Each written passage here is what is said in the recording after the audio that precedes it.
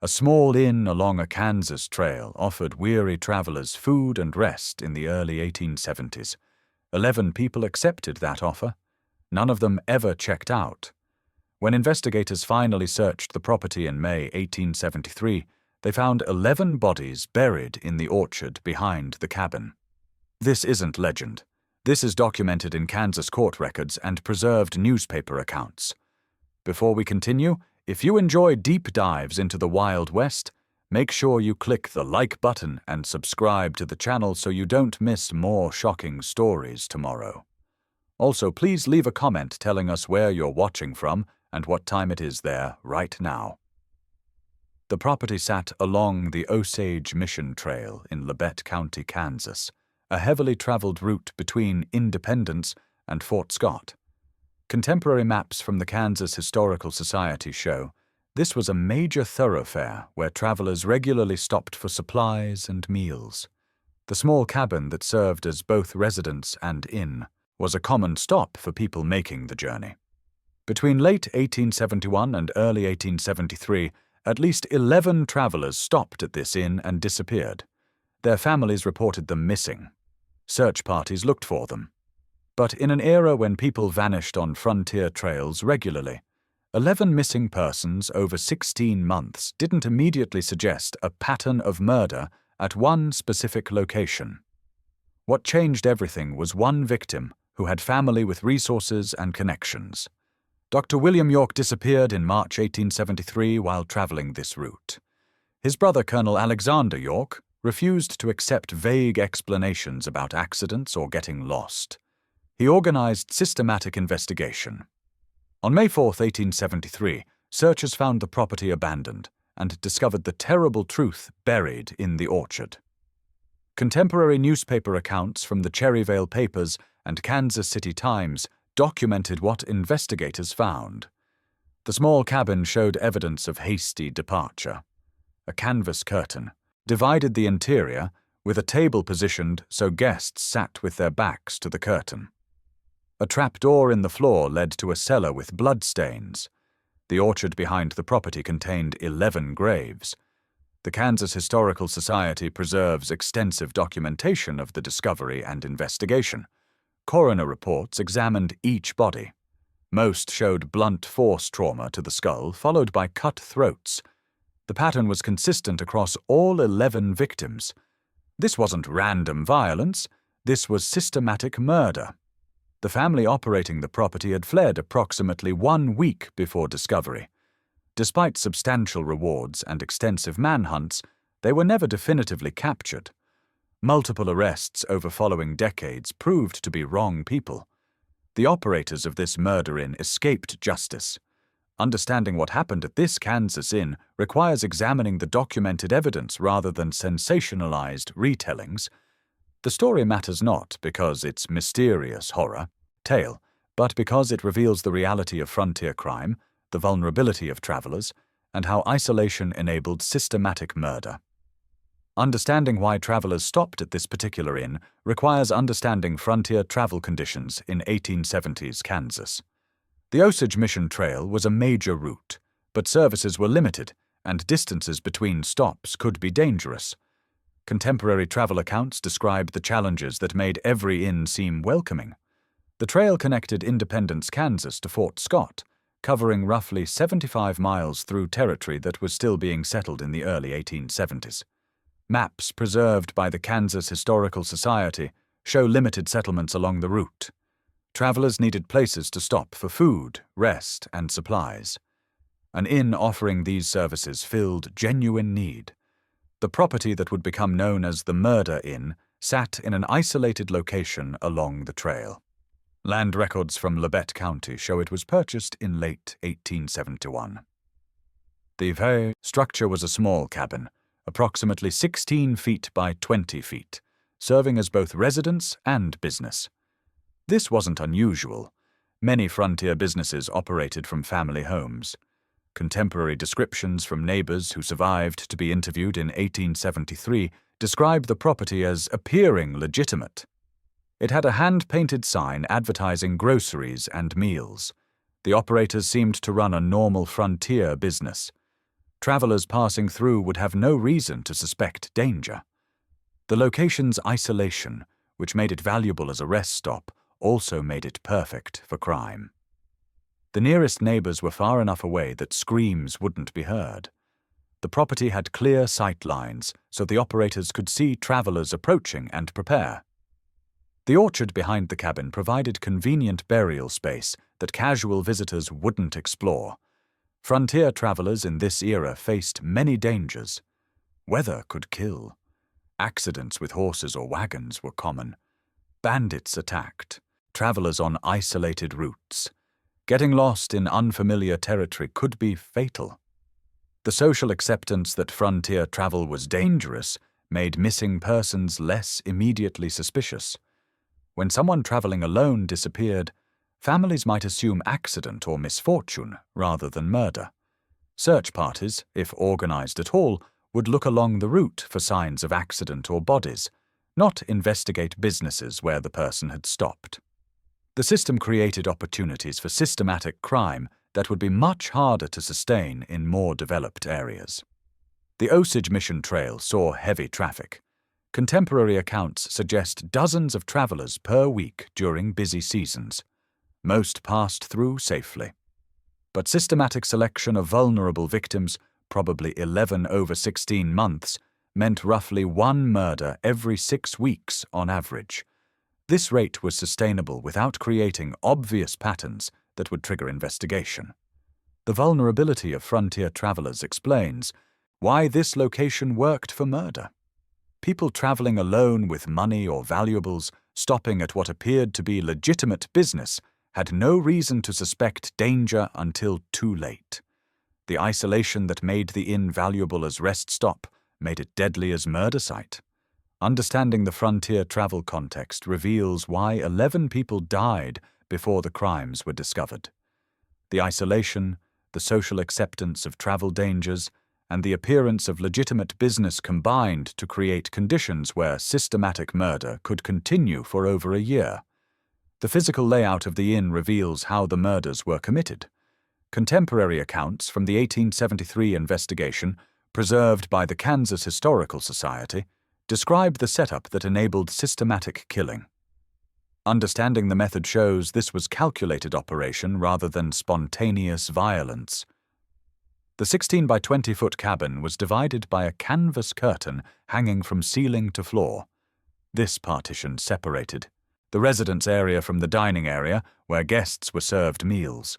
The curtain was positioned so guests seated at the table had their backs to it. This arrangement wasn't unusual for frontier establishments with limited space, but it had deadly purpose. Trial testimony from at least one documented survivor, whose account appears in contemporary newspaper records, describes what happened. Guests would be seated at the table, facing away from the curtain.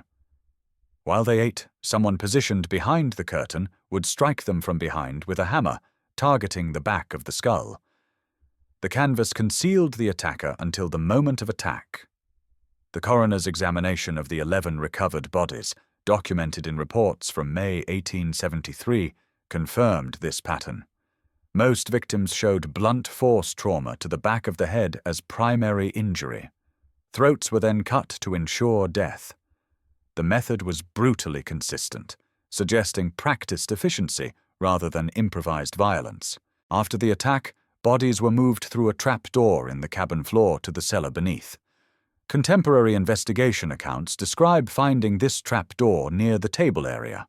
The cellar served as temporary storage before bodies were moved to burial. Bloodstains found in the cellar confirmed it was used for this purpose. The final disposal was burial in shallow graves in the orchard behind the property. The Kansas City Times coverage from May 1873 describes investigators finding 11 graves in various states of decomposition, indicating murders occurred across the 16-month period of operation. The graves were shallow but sufficient to prevent immediate discovery. Why was this method effective? Several factors made it work. The hammer attack from behind gave victims no chance to defend themselves or cry out. The canvas curtain concealed preparation until the moment of attack.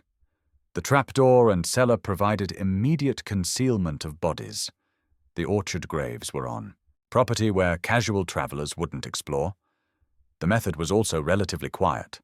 Hammer blows didn't create the noise of gunshots that might alert passing travelers. The attacks happened inside the cabin where violence wouldn't be visible from outside.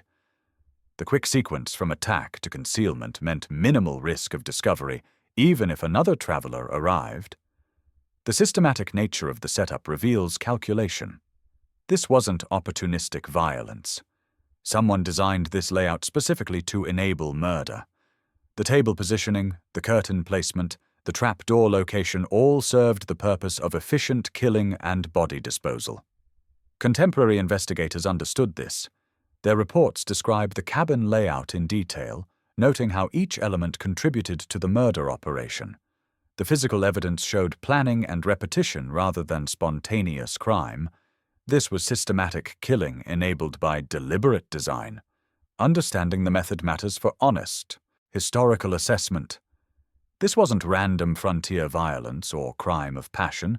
It was calculated murder operation that functioned successfully for over a year until chance discovery exposed it. The 11 people buried in the orchard weren't statistics.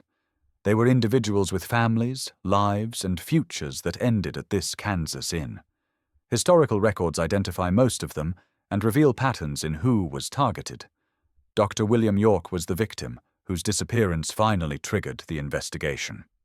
Contemporary accounts describe him as a physician and former Kansas state senator traveling from Independence to Fort Scott in March 1873, searching for his missing brother. His prominence and his brother's resources ensured his disappearance received serious attention, unlike other victims. George Launcher and his 18-month-old daughter were identified through testimony from his wife, who had stayed behind while he traveled to sell land. The Kansas City Times reported in May 1873 that Mrs. Launcher identified her husband and child through physical description and possessions found with the bodies. The inclusion of a small child among the victims shocked even frontier communities accustomed to violence. William Jones was identified through belongings and clothing matching descriptions from missing persons reports.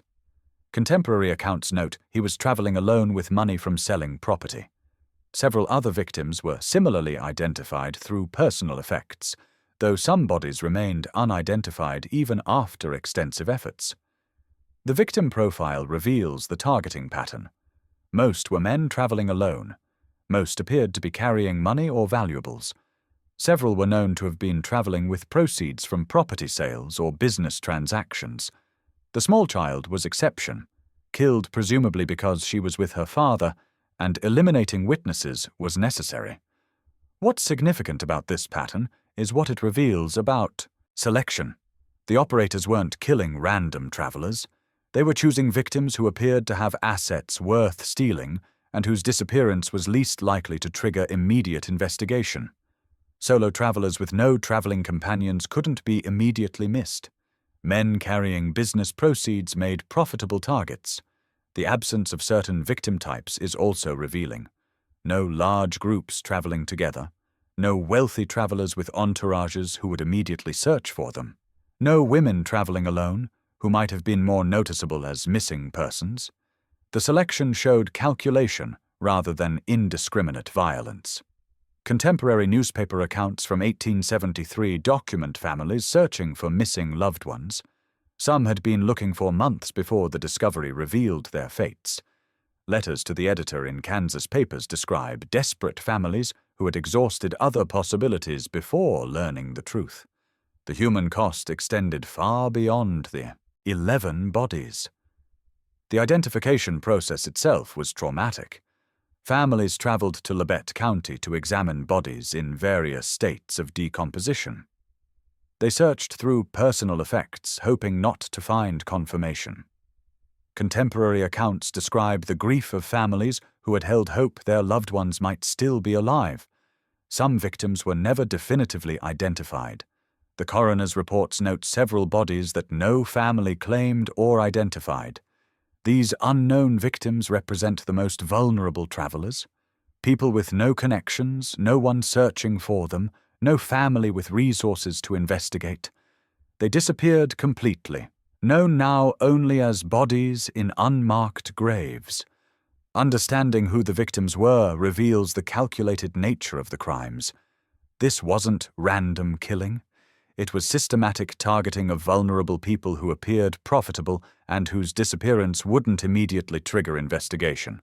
The human cost was 11 documented deaths, but the pattern suggests other potential victims who were never found or reported. The discovery of the murder-in came down to one victim whose family refused to accept his disappearance. Dr. William York's brother, Colonel Alexander York, had resources and determination that changed everything. Understanding how the crimes were finally exposed reveals both chance and persistence. Dr. York disappeared in March 1873. Unlike previous victims whose families searched but eventually accepted tragic explanations, Colonel York organized systematic investigation. Contemporary newspaper accounts document his efforts visiting properties along the Osage Mission Trail, questioning operators, and refusing vague answers about his brother's fate. On March 28, 1873, Colonel York visited the inn property. Multiple accounts preserved in the Kansas City Times describe this visit based on York's later testimony. The family operating the inn seemed nervous and evasive. The daughter tried using spiritualist claims, saying she had visions about the missing man. Rather than providing reassurance, this increased York's suspicion. York shared his concerns with other families searching for missing travelers. A pattern emerged. Multiple people had disappeared after traveling this route. Several had mentioned planning to stop at this particular inn. The coincidences became too significant to ignore.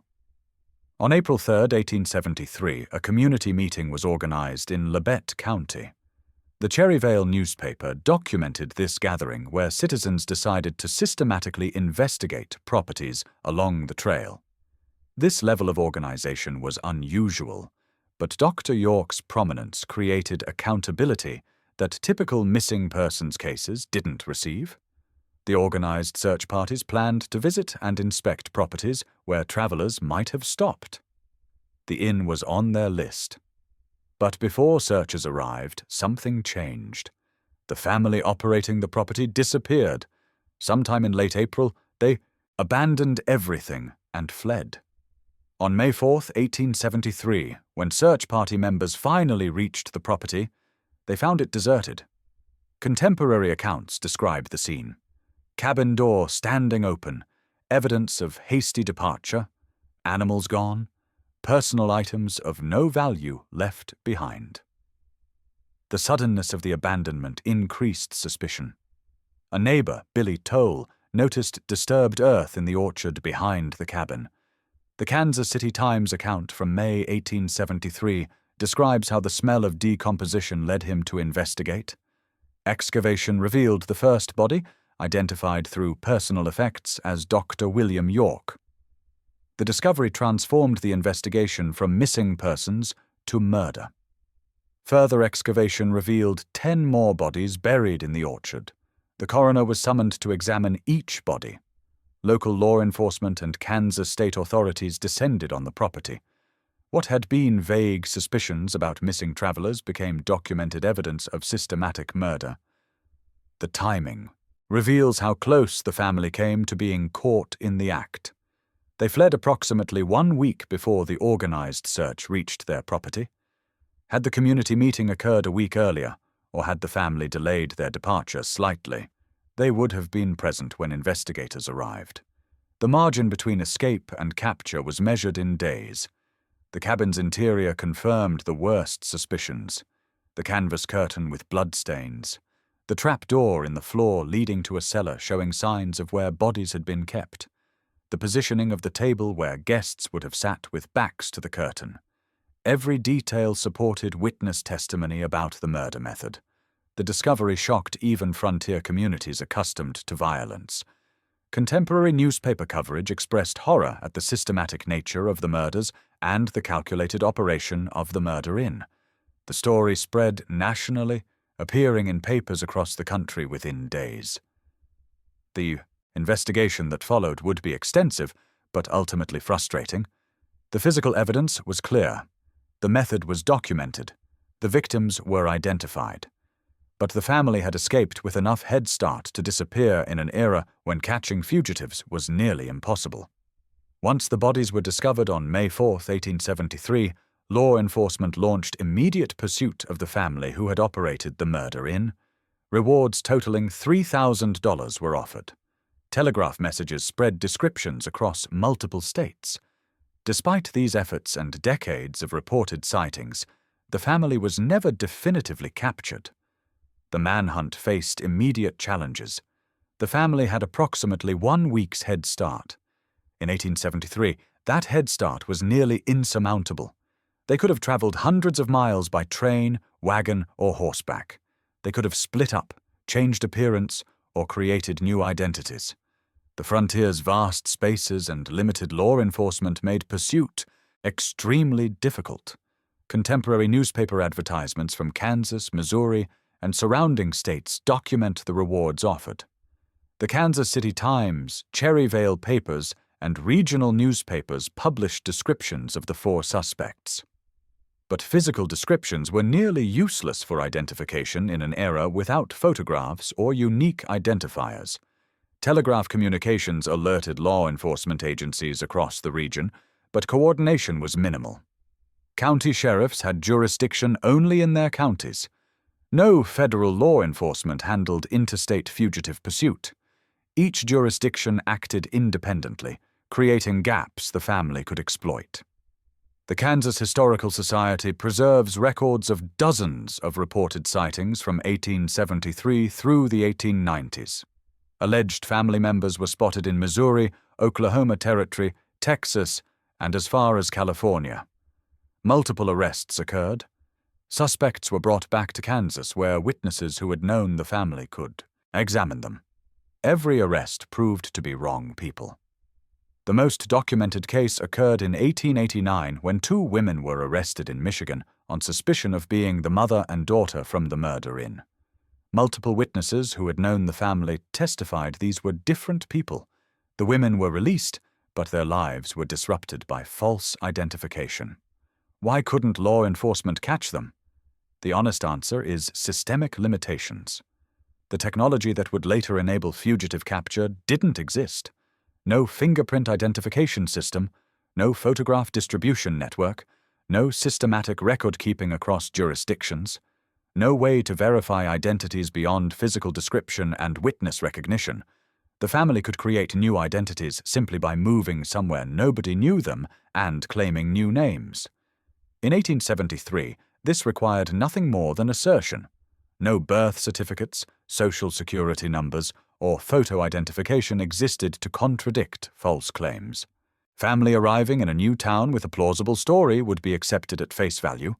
The 1-week head start combined with these systemic limitations made capture nearly impossible. By the time descriptions spread and manhunt organized, the family could be anywhere. If they split up, as some theories suggest, catching any of them became even more unlikely. The frustration of families seeking justice was documented in contemporary letters and newspaper accounts. They had physical evidence of murder. They had identified victims. They knew who operated the murder inn, but the legal system couldn't produce the perpetrators for trial. The gap between knowing who committed crimes and actually catching them was unbridgeable with 1873 technology. Multiple theories developed about the family's fate. Some claimed vigilantes caught and killed them within weeks. Others suggested they fled to Mexico or Canada. Some believed they died during flight from natural causes or accidents. None of these theories had definitive evidence. The most likely explanation, according to modern historians examining the case, is that the family split up shortly after fleeing, created new identities, and lived out their lives in anonymity. This wasn't mysterious. It was practical application of what was possible in 1873 America. Without modern identification systems, determined fugitives with head start could simply disappear. The failed manhunt reveals uncomfortable truths about frontier justice. Physical evidence and known perpetrators weren't enough for capture and conviction. The system lacked tools to catch fugitives who fled quickly and avoided obvious mistakes. Justice depended on luck as much as effort. The discovery of the murder inn sent shockwaves through frontier Kansas and beyond. Contemporary newspaper coverage from 1873 shows the story spread nationally within days. The psychological impact on frontier travelers and the communities serving them was profound and lasting. The most immediate effect was destruction of trust. Frontier travelers had to trust the establishments where they stopped for food and rest. The discovery that an apparently legitimate inn had been systematically murdering guests created paranoia that affected businesses across Kansas and surrounding states. Contemporary accounts document travelers becoming suspicious of isolated inns and demanding to inspect premises before staying. Newspaper editorials from 1873 discuss the problem. Legitimate businesses suffered because travelers feared becoming victims. Some frontier inns reported significant drops in customers despite having no connection to the murders. The Osage Mission Trail saw decreased traffic after the discovery. Travelers sought alternative routes or traveled in larger groups for safety. Contemporary travel accounts preserved in Kansas archives describe the fear that permeated frontier travel in the months following May 1873. What had been routine stops became sources of anxiety. Communities along the trail organized watch systems. Local newspapers published advice for travelers about how to protect themselves. Suggestions included never traveling alone, inspecting any inn's layout before accepting meals, and informing others of travel plans so disappearances would be noticed quickly. These precautions reflected recognition that the system had failed to protect previous victims. The case also raised questions about frontier business regulation. No licensing or inspection system existed for frontier inns. Anyone could establish a business, and no authority checked their backgrounds or monitored their operations. The murder inn operated openly for over a year with no official oversight. Contemporary editorials called for reforms. The Kansas City Times published articles arguing for better tracking of missing persons and more systematic investigation when travelers disappeared. Some suggested frontier businesses should be required to register with authorities. Most reforms were never implemented due to limited government capacity in frontier regions. The impact extended beyond Kansas. Newspapers across the country covered the story, often with sensationalized details. The case became a cautionary tale about frontier dangers.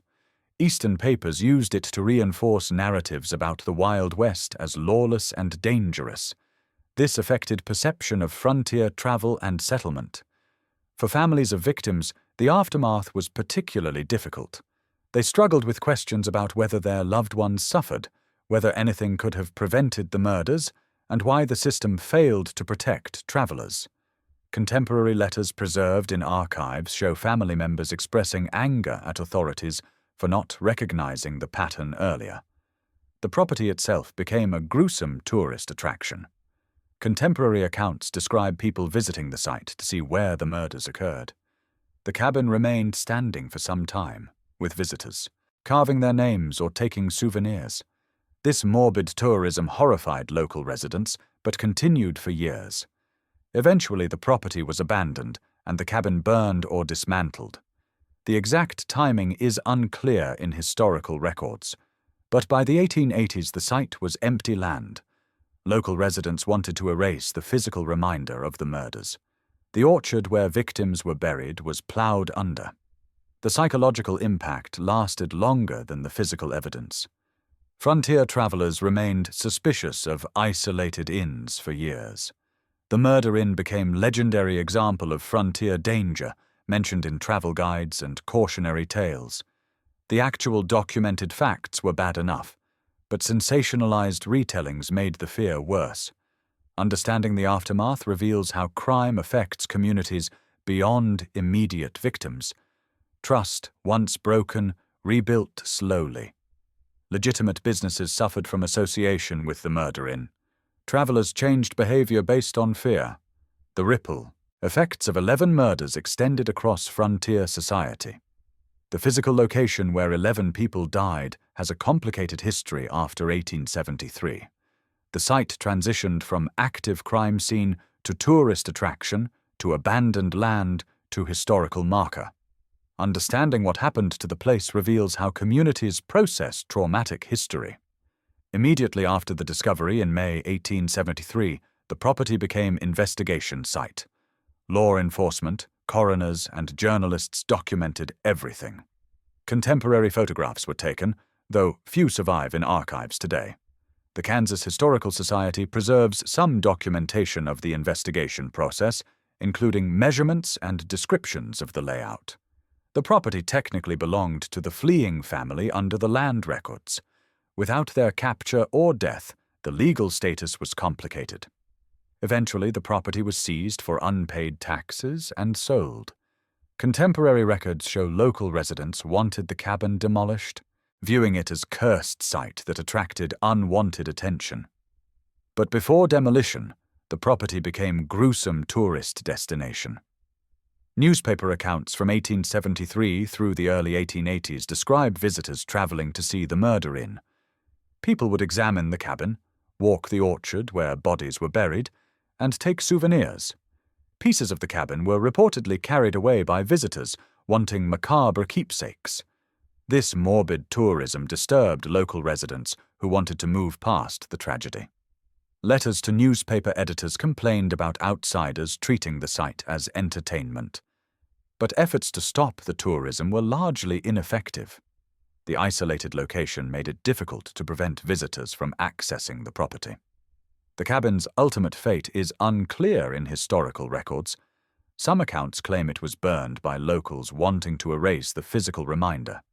Others suggest it simply deteriorated from abandonment and souvenir hunters. By the 1890s, contemporary accounts describe only foundation remnants remaining at the site. The orchard where victims were buried was plowed under. New owners of the property wanted to eliminate any trace of the murders. The exact locations of the 11 graves were lost as the land was worked for agriculture. This deliberate erasure reflected community desire to forget. Through the early 1900s, the site faded from prominence. It remained private property worked as farmland. Most people passing nearby had no idea of its history. The murder inn became historical footnote rather than living memory as generations passed and the frontier era ended. Interest revived periodically.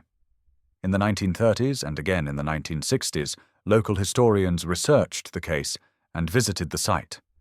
These efforts produced articles and occasional markers, though nothing permanent was established. The property continued as private farmland with owners who varied in their willingness to discuss the history. In 1961, a Kansas historical marker was placed near the site. The marker provides basic facts about the murder inn and acknowledges the 11 documented victims. Contemporary accounts note local residents had mixed feelings about the marker, some viewing it as important historical recognition, while others preferred forgetting. The actual location of the cabin and graves remains subject to debate. Various markers and monuments have been placed over the years, but their exact accuracy is questioned by historians. The land has changed significantly since 1873. Modern development, road changes, and agricultural work make precise location difficult to establish. The Kansas Historical Society maintains the most comprehensive documentation of the site's history. Their archives include investigation reports, photographs, maps, and research materials. This documentation preserves the factual history even as the physical site has largely disappeared. Today the site is marked but not particularly accessible. It remains largely private property with limited public access. Some people visit, drawn by interest in frontier crime history. But it's no longer the tourist attraction it was in the 1870s and 1880s. Time and deliberate erasure have largely succeeded in reducing the physical reminder. The site's evolution from crime scene to tourist attraction to forgotten land to historical marker reflects how communities process traumatic history. The desire to remember victims conflicts with desire to move past tragedy. The physical evidence disappears, but documented history remains. The 11 people who died at the Kansas Inn had families whose suffering extended far beyond May 1873. Contemporary letters, newspaper accounts, and historical records document their struggles for justice, closure, and meaning in the face of loss that seemed senseless and preventable. Colonel Alexander York's persistence led to discovery of the murders, but his brother's death still left him searching for meaning. Contemporary. Newspaper interviews show York expressing frustration that the perpetrators escaped justice. He continued investigating reported sightings for years, hoping to find those responsible. Letters preserved in Kansas archives show his determination never wavered. Mrs. George Launcher lost both her husband and 18-month-old daughter. Contemporary accounts describe her traveling to Labette County to identify the bodies, an experience traumatic beyond imagination. Newspaper coverage from 1873 documents her grief and anger that the murderers escaped. She pressed authorities to continue searching, but eventually had to accept they would likely never be caught. The families of other victims faced similar struggles. They buried their dead in local cemeteries, far from where the victims expected to end their journeys. They grappled with questions about whether their loved ones suffered, whether anything could have prevented the murders, and why the system failed to protect travelers. Contemporary letters to newspaper editors show families expressing anger at authorities. Why hadn't the pattern been recognized earlier? Why hadn't more been done to track missing travelers? Could their loved ones have been saved if someone had investigated the first disappearances more aggressively? These questions haunted families for years. Some families pursued reported sightings of the perpetrators. When arrests occurred in various states, family members would travel to examine suspects, hoping for confirmation that would allow prosecution. Each false identification renewed trauma while providing no justice. The cycle of hope and disappointment was documented in contemporary accounts. The financial impact compounded the emotional toll. Victims often carried money or valuables that were stolen. Families lost both loved ones and resources. Some victims were primary breadwinners whose deaths created immediate economic hardship. Contemporary social services were minimal. Families struggled without support systems that might ease the burden. Children who lost parents at the murder inn faced particular challenges. Contemporary records show several victims left behind young families. These children grew up knowing their parents were murdered, and the killers escaped justice. Some of these now adult children gave interviews in the 1920s and 1930s, describing how the murders affected their lives decades later. The lack of closure was perhaps the cruelest aspect. Without capture and trial of the perpetrators, families had no definitive ending to the story. They couldn't witness justice. They couldn't confront those responsible. The uncertainty about what happened to the murderers meant the case never really closed for families. Some families formed support networks with each other. Contemporary accounts describe families of victims meeting to share grief and frustration. These connections, forged through shared tragedy, provided some comfort even though they couldn't restore what was lost. The 1889 arrest of 2 women suspected of being from the murder family shows how hope persisted. Families traveled to Michigan to examine the suspects. When witnesses confirmed these were not the right people, families experienced renewed disappointment. The pattern repeated with multiple false identifications over the years. By the early 1900s, many family members had died without seeing justice. The victims' children and grandchildren inherited the grief and unanswered questions. Contemporary interviews with descendants show the murders remained. Family trauma passed across generations. Modern descendants of victims occasionally contact the Kansas Historical Society, seeking information about their ancestors. These inquiries, documented in archive records, show the murders still resonate more than 150 years later. Families want to understand what happened and honor the memory of those who died. The family's experience reveals the extended impact of violent crime. The 11 deaths in 1873 created ripples of suffering that affected dozens of family members across multiple generations. The lack of justice compounded the grief. The documented stories of these families humanize the statistics and remind us that behind every victim were people who loved them and suffered from their loss. The Murder Inn in Kansas matters not because it's a sensational horror story, but because of what it reveals about frontier vulnerability, systemic failures, and the human cost of isolation. The documented evidence teaches lessons that sensationalized retellings obscure. Here's what we actually know based on court records, contemporary newspapers, and preserved documentation. Between late 1871 and early 1873, at least 11 travelers stopped at an inn along the Osage Mission Trail in Labette County, Kansas, and were murdered. The bodies were found in May 1873, buried in the orchard behind the property. The family operating the inn fled approximately 1 week before discovery and were never definitively captured despite extensive manhunts. What this reveals about frontier travel is disturbing. Travelers were incredibly vulnerable. Isolation enabled systematic crime that would be difficult in more developed areas. The social acceptance that people disappeared on frontier trails meant murder could masquerade as misfortune for extended periods. 11 deaths over 16 months didn't trigger investigation until one victim with resources and connections disappeared. The case demonstrates that frontier danger wasn't just from weather, accidents, or random violence. It included calculated systematic crime targeting vulnerable people. The Murder Inn operated openly as legitimate business for over a year. Travelers had no way to distinguish it from safe establishments. The system provided no protection and minimal investigation when people vanished. Understanding frontier justice limitations matters. Physical evidence, identified victims, and known perpetrators weren't enough for capture and conviction. The legal system lacked tools to catch fugitives who fled quickly. No identification systems, limited communication, fragmented jurisdiction, and vast geography made prosecution nearly impossible, even when guilt was obvious. The victims' families suffered without closure. They buried their dead without seeing justice. They lived with questions that couldn't be answered.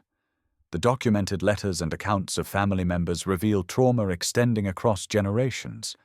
The system failed not just the 11 people who died, but everyone who loved them. The site's history shows how communities process trauma. Immediate sensationalism gave way to deliberate erasure. The physical evidence was destroyed or lost. Memory faded as generations passed. Eventually, only historical markers and documentation preserved the story. The tension between remembering victims and moving past tragedy shaped how the case was remembered. What makes this case significant isn't mystery or supernatural elements, it's documentation of systemic vulnerabilities that enabled systematic murder. The isolation that made frontier businesses valuable made them dangerous. The legal system that theoretically provided justice lacked practical tools to function effectively. The social acceptance of travel dangers concealed patterns of crime. The sensationalized versions focusing on horror and mystery miss these lessons. The entertainment value of the story obscures its historical significance. Understanding what actually happened based on evidence teaches more than any exaggerated legend. The documented reality is tragic enough without embellishment. 11 people, including an 18-month-old child, died at what appeared to be a legitimate business. Their families searched desperately and found only bodies. The perpetrators escaped and likely lived out their lives unpunished. The system failed completely to prevent, detect, or avenge these murders. That failure matters for understanding frontier history honestly. The West wasn't just cowboys and gunfights. It was systematic vulnerabilities that enabled violence against ordinary people going about their lives. The Murder Inn represents those vulnerabilities in documented form. The evidence exists in Kansas archives, contemporary newspaper accounts, and court records. The story is preserved not as legend, but as documented history. What happened at that Kansas inn teaches us about isolation, vulnerability, systemic failure, and the human cost of frontier conditions. If learning the documented truth about frontier vulnerability changed your perspective on Old West travel, subscribe for more historical analysis that examines what evidence actually shows rather than accepting sensationalized legends. Next week, the documented reality of frontier medicine that will make you grateful you weren't born in 1873.